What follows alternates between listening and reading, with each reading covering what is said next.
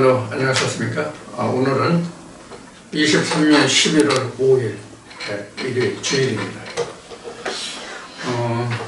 지난 밤부터 제가 있는 곳은 어제 오후 늦게부터 비가 오기 시작해가지고 지금은 좀 소강 상태지만 비가 제법 좀 왔습니다.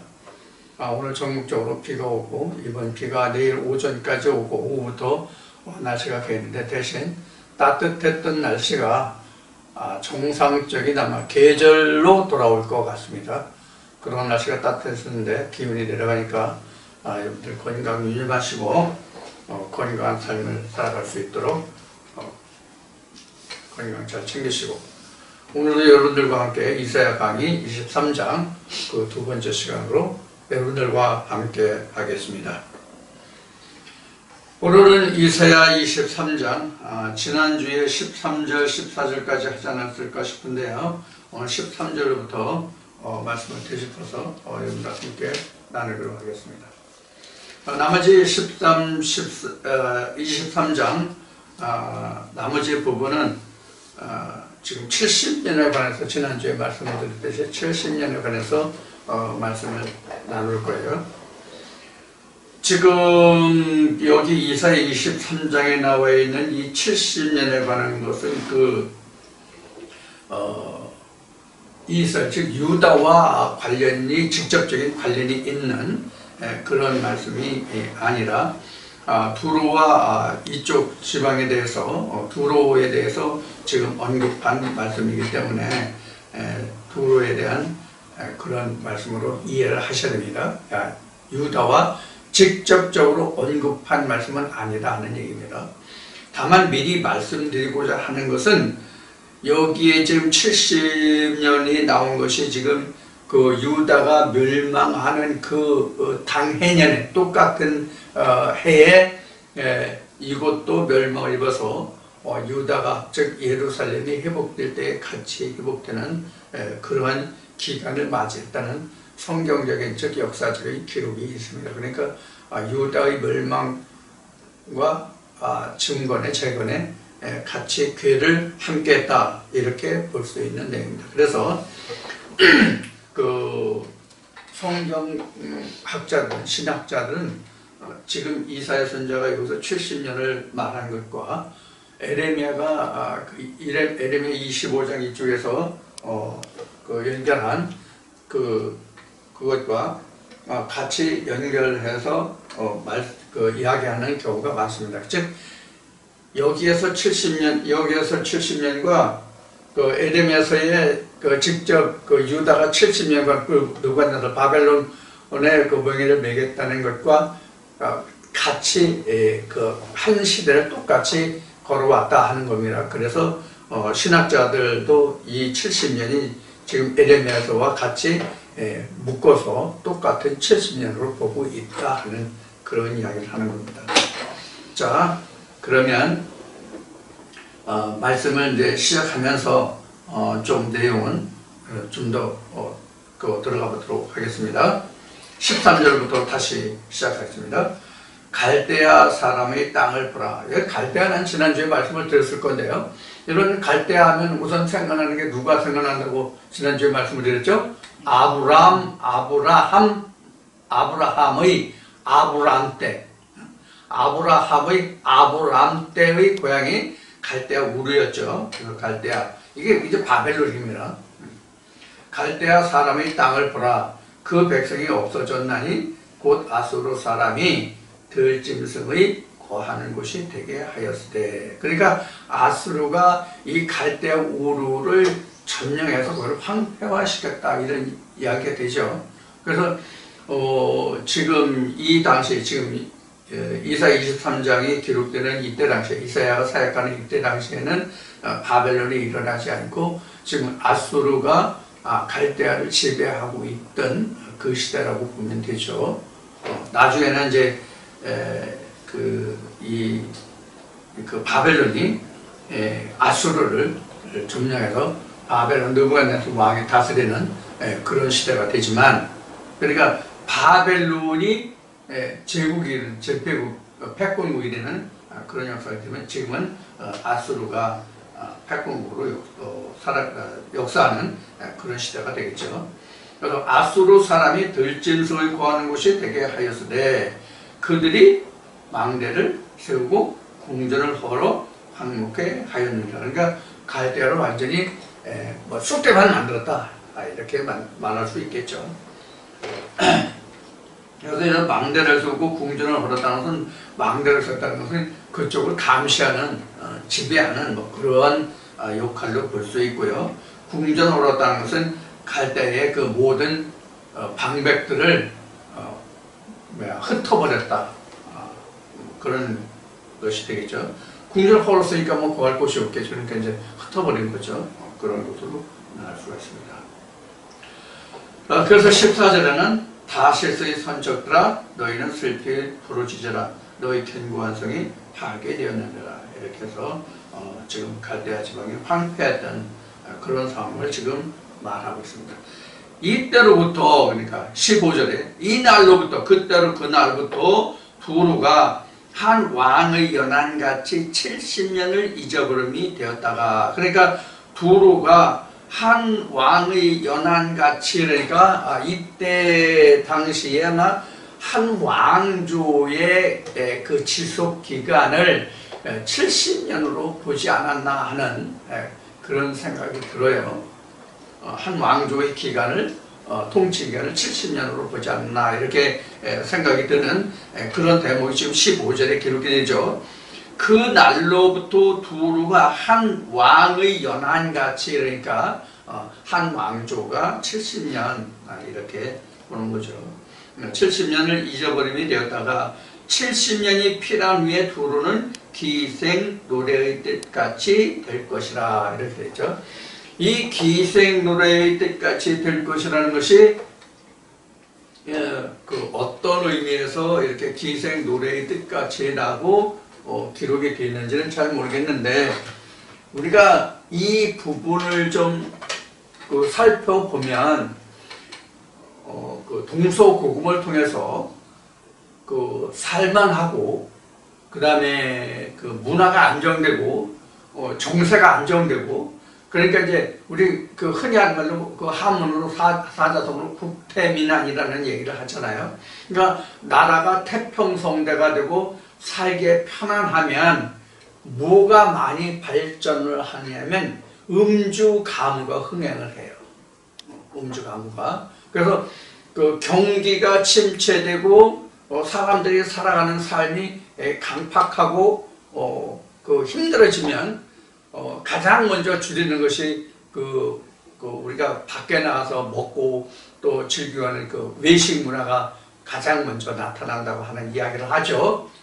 영화 구경 갈 거 한 번 덜 가고 외식할 거 한 번 덜 하고 이제 이런 식이 되는 거죠. 그러니까 술집에 가서 노는 것도 한 번 덜 가고, 지금은 뭐 일시조선 때 같이 여기서 나오는 뭐 기생이 있는 그런 표현은 지금 안 하죠. 안 하고 지금은 오히려 더 고급 술집이 많이 생겨가지고 그런 데에 빠지면은 재산을 탕진할 수 있는 그런 경우가 오히려 지금이 더 크다고 봐야 되겠죠. 지금 기생이라는 이름은 없지만 다른 이름들로 불려지죠. 기생이라고 하면 뭐 흔히 하는 말로 뭐 세상에 하는 말로는 뭐 당시 4년도에 쓰던 말이죠. 지금은 없죠. 기생이라는 말이.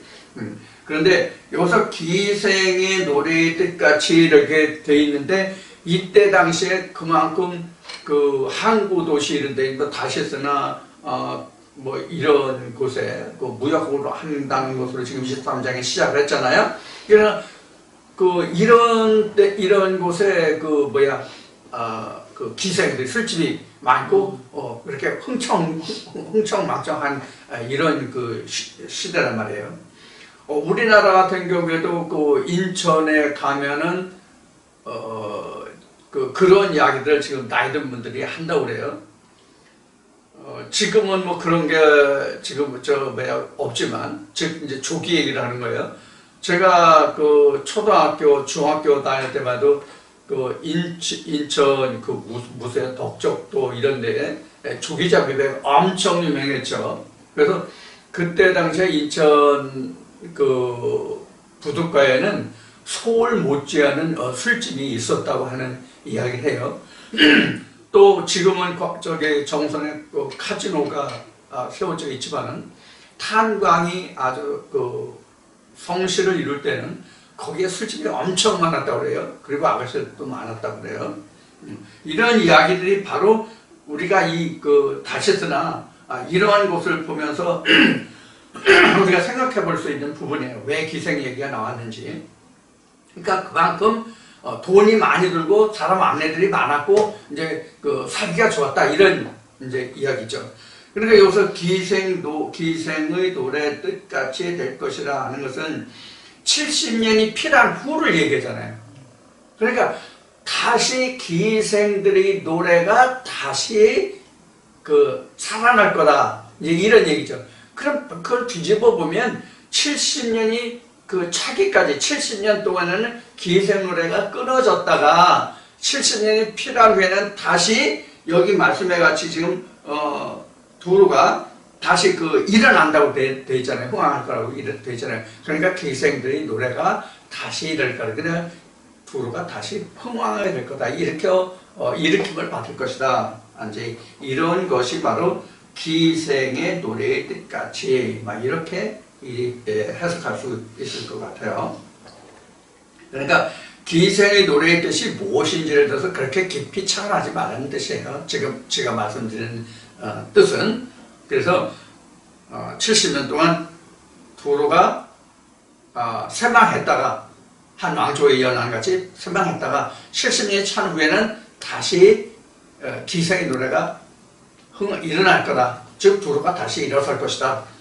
이제 이런 뜻이 되겠습니다. 그래서 여기에서 말하는 것도 70년이 찬 후에는 그 16절에 이어지는 말씀이 이제 결과가 될 텐데, 잊어버린 바 되었던 기생 너여 수금을 가지고 성읍에 두루 행하며 기묘한 곡조로 많은 노래를 불러서 너를 다시 기억해 하라 하였느니라 이렇게 되어 있잖아요. 그러니까 여기서 기생이라는 것이 사실은 좋은 게 아니잖아요. 기생이라는 게 우선 성별로 보면 여자죠. 기생이 여자죠. 남자 옛날에는 지금도 그게 있다고 그러는데 뭐 남창이라고 해서 지금 남자가 있다는 그 뭐라 그래요? 호스트바라나 오빠라고 뭐라 그러죠? 네, 그런 게 지금도 있다고 하는 이야기를 듣고 있는데 어떤지는 형편은 모르겠지만 지금도 그런 얘기가 들리는 것 같기는 한데 잘 모르겠고요 저는. 여기서 그래서 이제 기생이라는 것은 우선 성별로 보면 여자란 말이에요. 여자인데 기생이라는 것은 돈과 실제로는 돈이라고 했지. 돈을 위해서 자기 몸을 내어놓는 그런 그 업을 가진 여자가 바로 기생이잖아요. 그래서 이제 기생이라는 것은 그렇게 좋은 말 뜻은 아니죠, 사실은. 그래서 많은 남자들을 상대하고 그 돈을 위해서 웃음을 팔고 몸을 팔고 이런 것이 바로 이제 기생이기 때문에 기생이라는 단어는 좋은 말은 아닙니다. 그런데 여기서 우리가 이 기생이라는 말을 영적으로 환원해서 치환해서 바꾸어서 우리가 이 기생이라는 말을 우리가 다시 보면 바로 이런 거예요. 한 주인을 섬기지 못하는 기생이라는 것은 정한 남자가 없는 거잖아요. 정한 남자가 있으면 결혼을 안 했어도 정부라고 얘기하잖아요. 정부. 정을 서로 주고받는 정을 통하는 그런 남자도 정부라고 말하는데 기생은 한 남자를 정부로 정하고 내통하는 것이 아니라 불특정한 많은 사람들을 상대하는 여자가 기생이잖아요. 자, 이런 의미를 우리가 치환해서 바꾸어서 하나님 안에서 말씀적으로 오면 많은 교회, 많은 이런저런 말씀들을 섭렵하는 것이 우리는 기생이라고 할 수 있어요. 영적으로 보면요. 이게 우리가 좀 이제 생각해야 될 바죠. 자, 그래서 이 기생이라는 말은 결코 좋은 것이 아닌데, 여기가 지금 두로나 시돈이나 뭐 이쪽에 지금 다시스 뭐 다 마찬가지지만은 니느웨도 마찬가지고요. 이게 니느웨나 이게 지금 그 성경의 지역으로 보면 아수르 지역이거든요. 여기도 지금 아수르가 나왔잖아요. 그래서 갈대아, 그 아수르에서 앞에 갈대아 나왔잖아요. 저기 그 갈대아 나왔잖아요. 자, 이런 모든 항구 도시가 옛날에는 그 상당히 그 사람 살기가 좀 경제적으로 좀 활발한 경제 활동 활발한 그런 곳이었기 때문에 돈이 있는 곳에 사람들이 모인단 말이에요. 먹고 살 수 있는 곳에 사람들이 많이 모인단 말이에요. 그러다 보니까 옛날에는 흥망하는 것이 뭐냐면 바로 이런 그 기생들의 영업 술집 이런 거라고 쉽게 생각합시다. 술집. 제가 청년 시절만 해도 조그마한 술집, 시골의 조그마한 술집도 그때는 작부라고 해가지고 여자들이 하나 둘 정도로 다 있을 때였거든요. 그러니까 이 시대만 해도 상당히 오랜 옛날 이야기잖아요. 그러니까 이때는 뭐 더욱더 흥했다고 볼 수 있겠죠. 그런 의미에서 여기서 이제 그만큼 사람이 먹고 살게 편했다는 의미로 여기서는 기생을 기록하고 있지 않을까 하는 생각을 해요. 사람 사는 곳에는 이런 것이 반드시 있게 마련이거든요. 이것은 뭐 공산주의에서도 공산주의나 사회주의나 민주주의나 막론하고 지금 이 기생이라는 이것은 우리가 역사적으로 있었던 일이거든요. 자, 그렇기 때문에 여기에서 지금 이 기생이라고 하는 것이 영적으로 보면 그렇게 좋은 얘기는 아니지만은 그만큼 우리가 사회적으로 세상적으로 본다면 그만큼 사람 살기에 좋았다는 얘기거든요. 경제가 좋았다는 얘기거든요. 그런 의미로 이제 받아들여야 되는데, 여기서 70년이라고 하는 기간 동안은 완전히 갈대아 지방이 그 아수르에 의해서 멸망을 당해서 경제 활동이 사람 살기가 피폐하니까 이런 것들이 끊어졌다가 70년 지나는 게 다시 일어난다. 이제 이런 말을 할 수가 있는데, 우리가 안전하다 또 평안하다 이런 때 우리는 항상 세상 말로 좋은 일을 항상 막아 낀다는 얘기를 많이 하잖아요. 우리 신앙생활에서도 어려울 때일수록 내가 좀 더 기도하고 좀 더 하나님의 말씀을 묵상하고 착안하고 이렇게 되다가 좀 어느 정도 생활이 안정되고 믿음도 안정되고 그러면 내 마음이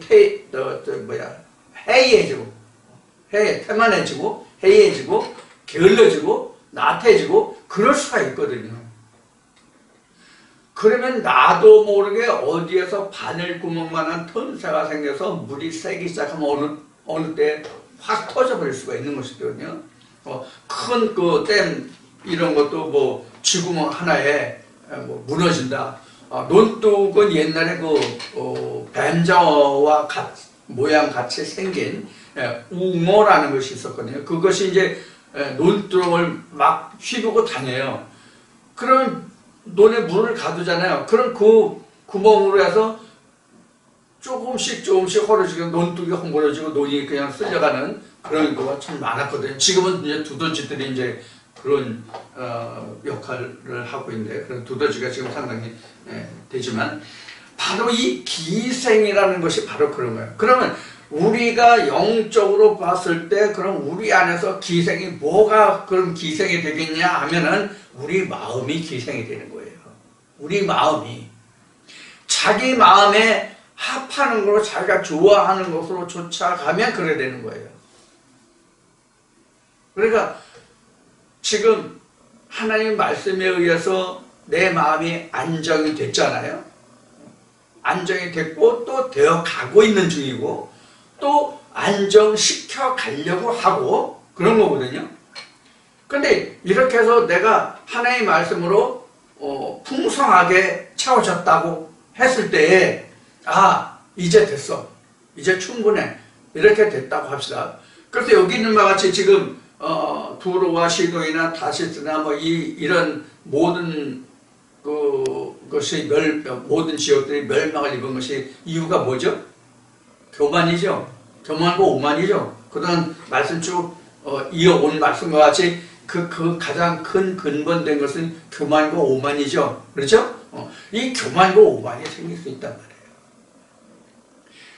이렇게 되면 내 마음에 바늘구멍 같은 실구멍 같은 이런 이제 어떤 틈이 생겨. 이 틈이 생기는 게 우리는 기생이라고 할 수 있단 말이에요. 사실 기생이라는 것은 나를 죽먹는 거잖아요. 기생이라는 건 따지고 보면 그때 당시는 즐겁고 어떤 쾌락이 있을지 모르지만 술 마시고 뭐 노래 부르고 할 때는 어떤 즐거움과 쾌락과 자기를 위로할 수 있는 그런 것이 될 수 있겠지만 사실 그 자리를 떠나면 사실 사람은 허무한 거거든요. 이제 이런 것을 우리가 여기서 좀 엿볼 수 있지 않을까 하는 생각을 해봐요. 그래서 여기서 70년이라는 것은 직접적으로 지금 유다에 관한 예언, 유다의 멸망에 대한 예언은 아니지만 앞에 모두의 말씀을 드렸듯이 이 70년이 다시스의 이 두로의 다시스가 아니라 이 두로의 70년이 유다의 멸망과 괴를 함께 하기 때문에 신학자들이 말할 때에 이사야 선지자가 말한 70년이나 에레미야가 25장에서 말한 유다에 관한 70년이나를 같은 기간으로 부른다 하는 얘기예요. 자, 그래서 지금 여기 80년이 필요한 후에라고 17절에 지금 기록하고 있잖아요. 70년이 필요한 후에, 그러니까 70년이 끝나는 그때에 여호와께서 두로를 다시 권고하시니 그가 다시 취리하여 이익을 내서 이득을 취해서 지면에 있는 열방과 음란을 행할 것이며 이렇게 되어 있잖아요.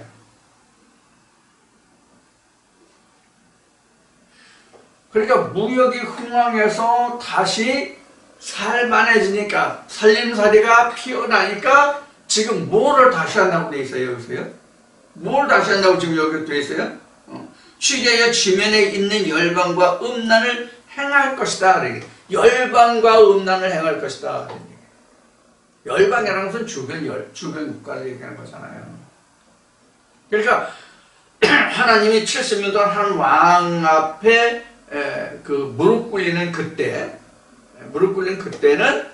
이렇게 열방과 더불어서 이렇게 기생 역할을 못해. 여기 지금 음란할 것이라고 했으니까 기생 역할을 못해. 어디가? 두로가. 그러니까 열국을 파괴시키는 그런 일을 하지 못해.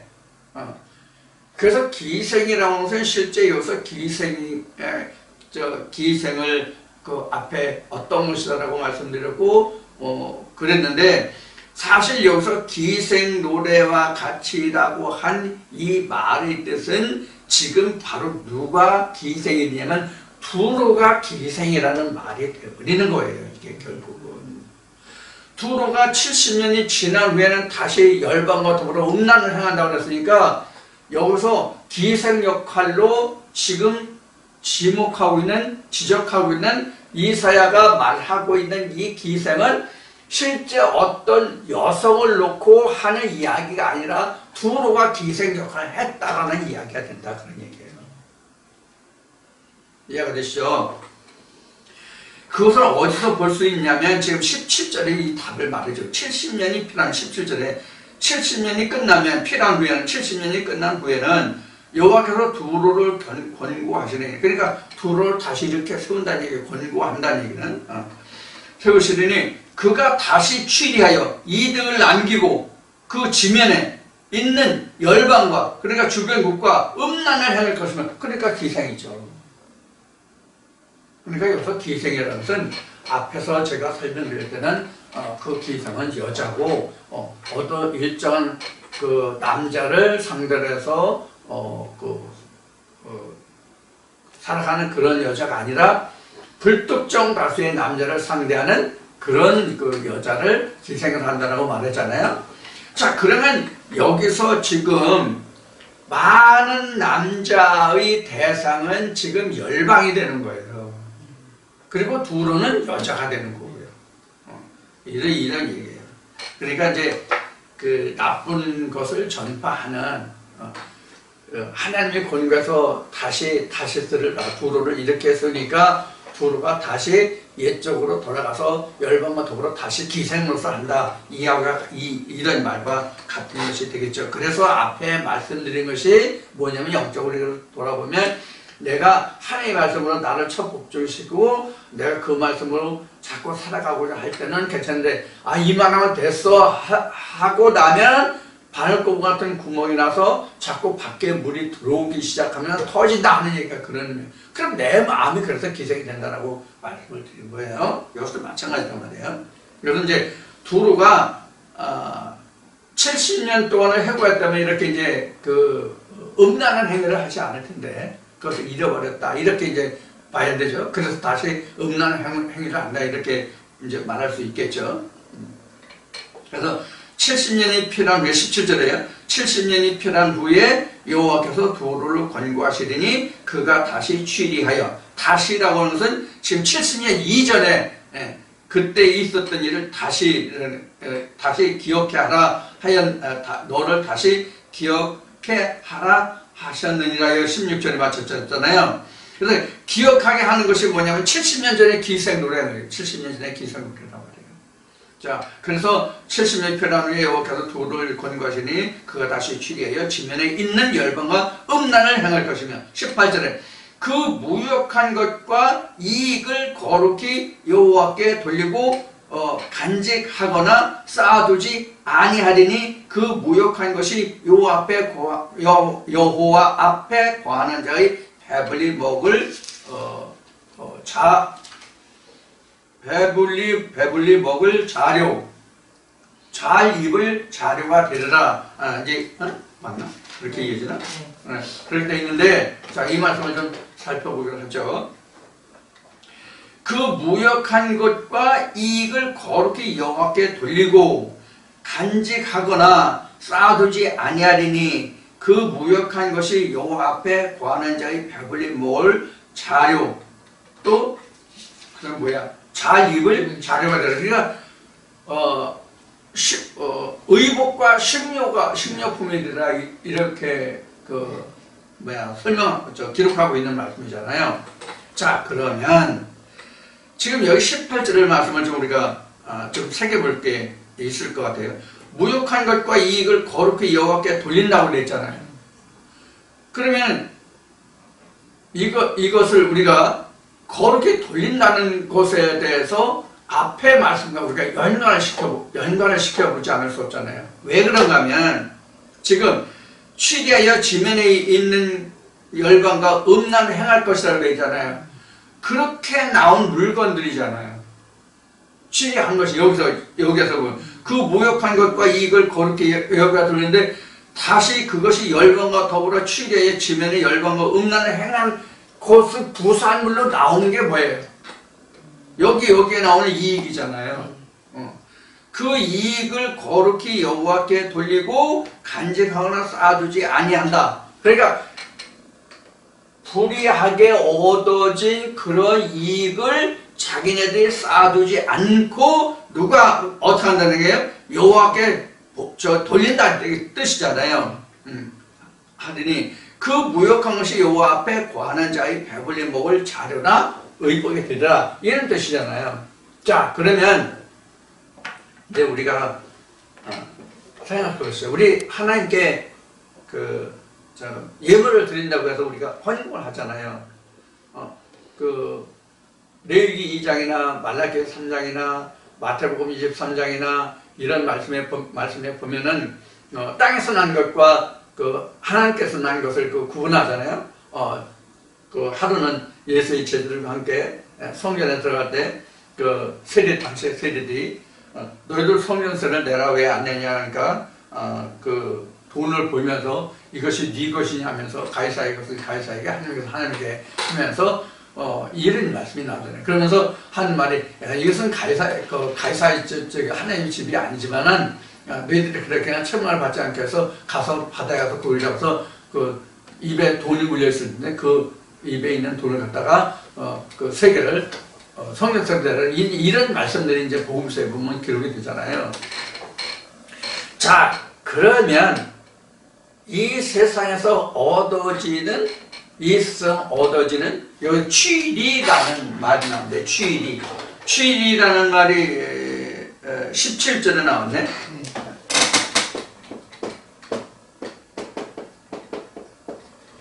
이게 이익을 취한다는 얘기거든요. 이익을 취한다는 얘기인데 이 취리라는 것이 우리가 세상에서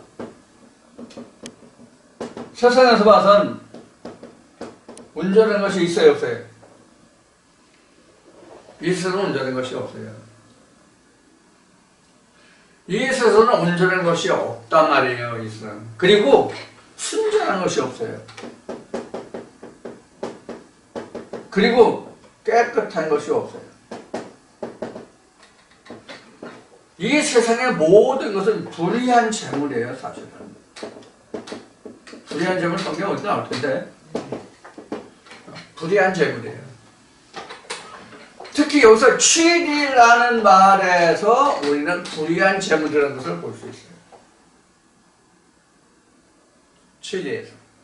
이게 취리가 뭐예요? 장사를 해서 이익을 얻은 것이 취리한다는 말이거든요. 어떤 물물 교육이나 장사를 해서 어떤 일을 해서 얻은 것. 이것이 취리거든요. 왜 그럼 취리한 이익들이 불의한 재물이 되느냐면, 예를 들어서 지금 지금 펜을 얘기해요. 이 펜을 만드는데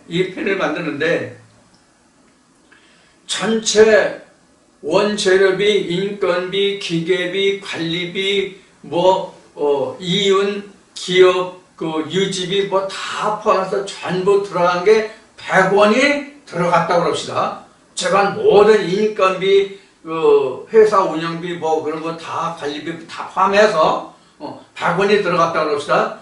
그럼 이거 전체를 다 통해서 100원이 들어갔으니까 이거 100원에 파나요? 100원에 팔면 항상 뭐예요? 수지 타산으로 보면 뭐예요? 제로죠? 그렇죠? 남는 게 없죠? 그럼 기업은 망하는 거예요. 기업은 망하기 때문에 거기에 뭐를 붙여요? 이익을 붙인단 말이에요, 이익을. 근데 이익을 붙이는데 10%, 20%, 30%, 40% 이거 한 정해진 게 있어요? 없어요. 자, 그런데 여기서 또 하나 이제 예를 들어서 말씀드리겠어요. 지금 펜을 내가만 만들 수 있어. 그 어느 누구도 이 펜을 만들 수가 없어. 그럼 내가 만들 수 있고 다른 사람 만들 수 없는 고유의 제품이라 할지라도 들어가는 비용은 한정이 있잖아. 지금 말씀드린 대로요. 한정이 있잖아. 그럼 이익은 얼마나 낼 거냐 하는 것도 정해진 게 없잖아. 그럼 시민여러분 여쭤서 마음대로야. 그런데 한 가지 더 한 게 뭐가 있냐면 이것을 나만 만들 수 있다고 얘기하면 20%, 30%, 이거 100% 이게 문제가 아니거든. 내가 받고 싶은 대로 만들고. 응? 이거 전체 만드는데 1,000원뿐이 안 들었으면 1,500원, 2,000원 받아도 내가 100% 이익을 남으니까 회사 경영하고 세이브하고 연구 개발 발전비도 쓰고 직원들 복지도 하고 할 수 있잖아. 그런데 이거를 나만 만들 수 있는 전용 고유 제품이다 그러면 내가 그보다 훨씬 더 많이 받아도 돼. 왜? 상품 가치의 희소성이 있잖아요. 상품 가치의 희소성이 있잖아요. 그래서 우리가 세상에 얻어지는 모든 것은 다 불의하다 이렇게 본 거예요. 그래서 하나님의 말씀만 불의하지 않은 재물이에요. 하나님의 말씀만. 자, 그래서 너희가 불의한 재물로 친구를 사라. 그럼 나중에 이 복음서의 말씀이 그래서 나온 거예요. 그래서 자, 이런 의미에서 지금 도로에 관한 70주로 70년에 관한 말씀을 여러분들이 이해를 해주시면 될 거예요. 또 좋은 의미로, 다른 영적인 좋은 의미로 해석하면요, 내가 지금 하나님의 말씀을 청종하고 순전하고 온전한 하나님과 그 성령의 말씀만을 지금 가지고 살아가요. 이게 지금 이야기한 제품 생산의 원가 부분이에요. 그럼 이 원가만 붙들고 내가 살아갈 수 있어요? 세상에 삶도 있어야 육신을 지태고 육신이 지태야 하나님께 갈 수 있거든요. 예? 그러면 내가 영적으로는 원가를 그대로 보존하고 있을 때, 즉 하나님의 말씀대로 보존하고 있을 때, 나는 또 세상에 다니면서 취리를 해야 되잖아. 그래야 나도 살고 믿음도 내가 지켜갈 수 있잖아. 이런 면을 우리가 여기서 또 생각해 볼 수 있어요. 그래서 유다의 멸망이나 두로의 멸망이나 이것은 결국 영과 육이 괴를 함께하는 것이다, 이렇게 볼 수 있는 문제예요. 이렇게 해서 우리가 하나님의 그 믿음을 살면서 살아갈 수가 있어요. 다시 말씀드리면 우리가 먹고 입고 쓰는 것은 하나님의 사람이나 세상 사람이나 똑같잖아요. 여기서 우리가 한 가지 예를 든다면 바울의 한 예를 들어보자고요. 바울의 직업이 뭐였어요? 바울의 직업이 가죽 직업으로서 천막이나 이런 거를 짓는 그런 그 업을 가지고 있었단 말이에요. 쉬운 얘기로 뭐 가죽쟁이라고 해도 뭐 과언이 아닐까, 집 짓는 사람이라고 해야 맞을까, 뭐 그런 직업을 가지고 있었잖아요. 그럼 바울이 이런 것을 하는 것은 하나님의 일을 위해서, 취리를 위해서 하는 거거든요. 취리를 위해서. 그래서 지금 여기서 이런 말씀이, 지금 두로에 관한 이런 말씀이 지금 영적으로 육적으로 살펴보면 그런 관계를 가질 수 있다 하는 것을 말씀드리는 거예요. 지금 우리가 신앙생활에서 이제 그런 그 경험을 해본 분들이 이 말씀을 들으시는 분들 중에서 많이 계시겠지만, 그냥 우리가 교회에 빠진다고 그러잖아요. 응? 교회에 빠진다고 그러잖아. 교회에 빠져가지고 집을 돌아보지 않아, 가정을 돌아보지 않아. 특히 여자들 말이죠. 그리고 자기는 그 경제 활동을 하지 않으면서 남편이 경제 활동을 하는데, 남편이 경제 활동을 하는 그거를 집에 가져오면 가정 살림에 와서 그걸 다 갖다가 교회 일만 하고 하는 그런 경우, 그래서 가정에 파탄되는 경우, 이런 걸 이제 우리가 교회 다니면서 여러분들 겪어보시고 또 경험해 보신 분이 없지 않나, 이제 그런 생각을 해보게 되는데, 바로 이런 것이란 말이에요. 이러한 생활이 우리가 신앙생활에 있어서 도움이 되는 부분도 있고 마이너스 되는 부분도 있고 그렇잖아요. 이러한 것을 우리가 이 말씀을 통해서 생각해 볼 수 있는 여지가 있는 그런 말씀이 돼요, 이게. 자, 그래서 우리가 하나님께 예물을 드리는 데 있어서, 하나님께 예물을 드리는 데, 여기 이제 여호와께 거룩하게 된다 하는 것이 나왔기 때문에 말씀드리는 거예요. 이제 우리가 드리는 예물은 바로 이러한 것들인데, 불의한 것들인데, 하나님께 거룩하게 하기 위해서 이것과 함께 드리는 그 무엇이 있잖아요. 그게 바로 11조란 말이에요.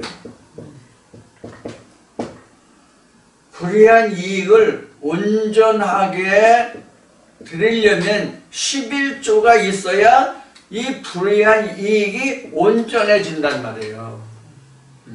여기서 이제 이런 의미를 여기서 부합해서 우리가 생각해 볼 수 있어요. 왜 이 기생들과 같은 이런 것이 하나님께 거룩히 모셔서 여호와 앞에 그래서 그들이 여호와를 섬기거나 그 자들이 거하는 자들이 왜 배불리 먹고 그들이 입을 무엇이 되느냐 하는 것을 우리가 생각해 볼 필요가 있단 말이에요. 이게 거룩하지 않은 사람 결국 기생과 같은 거니까, 두루가 기생과 같은 거니까. 그럼 내가 사실은 기생이야. 따지면 나 기생이야. 본전을 그대로 가지고 있기는 하지만 내가 세상과 더불어 살아야 되잖아. 세상과 더불어 살아야지 그 신앙생활을 유지할 수 있지. 신앙생활을 위해서 세상을 버리면 나는 어떻게 돼요? 육신이 지탱이 안 되잖아. 즉 경제활동을 전혀 하지 않으면 내 육신이 지탱이 안 되잖아.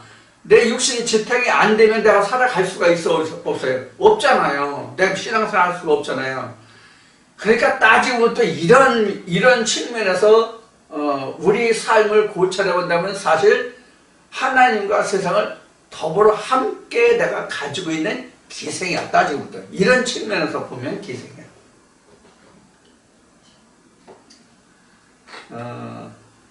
이게 기생이라는 말을 자꾸 그렇게 하고 싶지 않아서 자꾸 이제 말을 더듬게 되는데, 이게 뭐냐면 영은 영이고 육은 육이고 딱 잘라서 우리가 신앙생활 할 수가 없다는 얘기를 하는 거예요. 영은 영이고 육은 육이고 딱 잘라서 우리가 살아갈 수 없잖아요. 그래서 세상과, 바울이 얘기했더니 세상과 단절해야 되잖아. 세상과 단절해야 되잖아요. 그럼 세상과 단절하면 어디 가서 내가 일을 해? 내가 회사를 경영한다 할지라도 내가 좋은 어떤 아이템이 있어서 어떤 그 업체를, 기업을 경영한다 할지라도 세상이 없으면 그 기업을 경영할 수 있어요, 없어요? 못하잖아요. 그럼 어디서 이익을 취리하냐, 이익을 얻느냐고.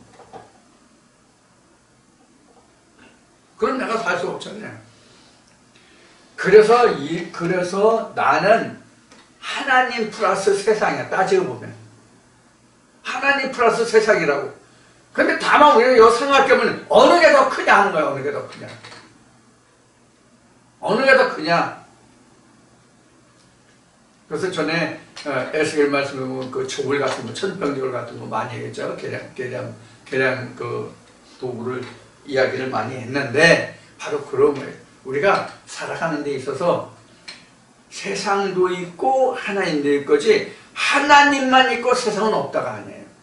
이게 이제 지난주에 여러분들과 함께 나눈 나는 새하고 그는 흥하야리라서 말씀드린 것이 있는데, 그것도 다음 주 수요일에 조금 이제 보완을 좀 해드릴 부분이 이제 남아있긴 하지만, 자, 이와 같이 우리가 아무리 신앙생활을 하나님 위주로 완전히 영적인 면에 무게중심을 두고 살아간다 할지라도 나는 결코 세상이 없으면 살아갈 수 없어요.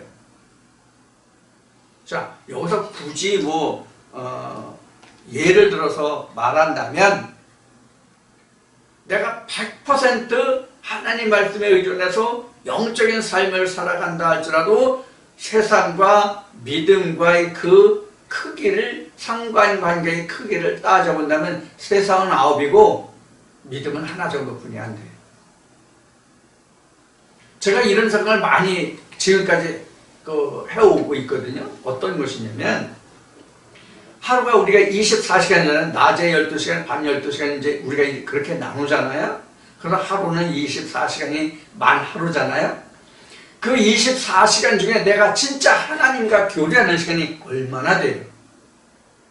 얼마나 되냐고. 기도하는 시간, 말씀 보는 시간, 묵상하는 시간, 찬송하는 시간, 다 해도 하루에 몇 시간이냐? 24시간 중에서. 24시간 중에서. 2시간 반, 3시간 갖는다고 해야 그게 10분의 1이야. 24시간 중에서. 그렇잖아요. 2시간 반 정도 갖는다고 하면 24시간 중에서 그게 10분의 1이잖아요. 그 정도 하면요, 우리 굉장히 열심히 하는 거예요, 사실은. 따지고 보면. 그러면 우리가 일반적인 단순 비교를 하면 하나님은 1이고 세상은 9이라고.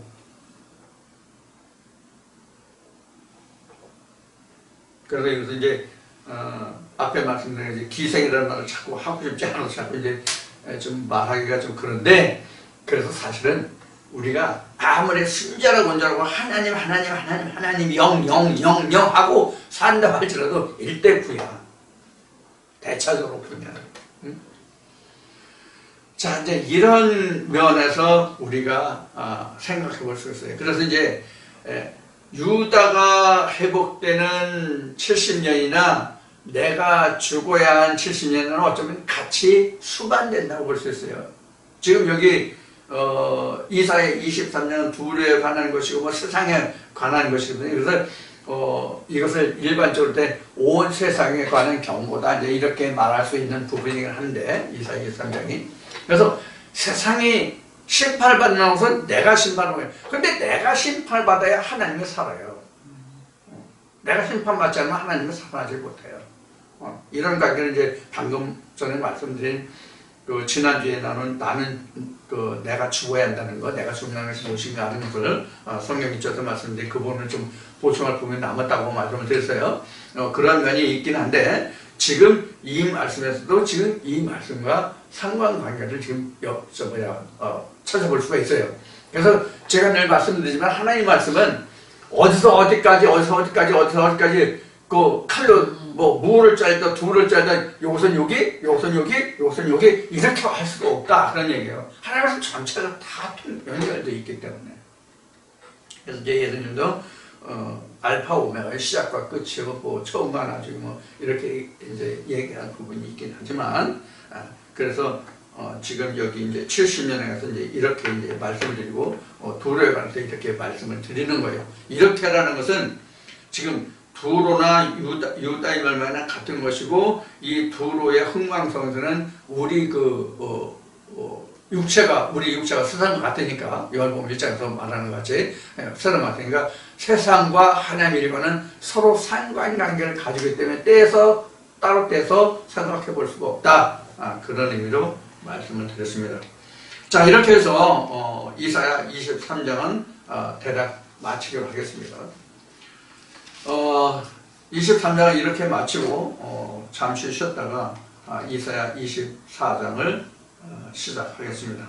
자, 그러면 잠시 후에 다시 보겠습니다.